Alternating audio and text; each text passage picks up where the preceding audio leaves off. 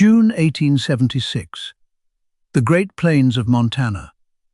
For generations, the Lakota, Sioux, Northern Cheyenne, and Arapaho people called this land home. Along the winding Little Bighorn River, the largest gathering of Native American warriors in history was about to make its stand.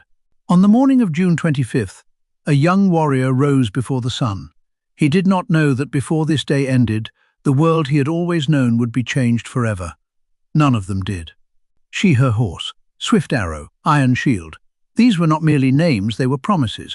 Warriors who had spent their entire lives preparing for a moment exactly like this one. Every step, every breath, a covenant with their ancestors. Sitting Bull. The great Hunkpapa Lakota chief had called this council. A holy man, a visionary, a leader whose Sundance prophecy weeks earlier had foretold soldiers falling from the sky like grasshoppers. His people believed him, and they were ready. The scout saw it first, smoke on the horizon. He rode hard, screaming a warning that no one had time to understand.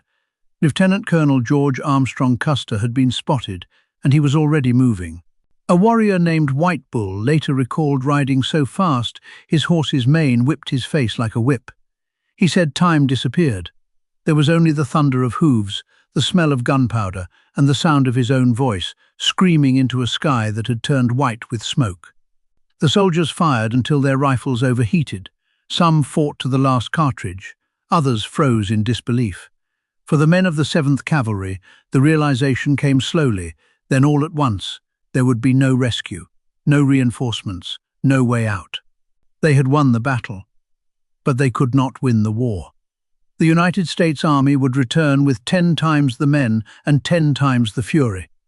The Battle of the Little Bighorn did not save the plains. It ended them. But for one blazing afternoon in June of 1876, the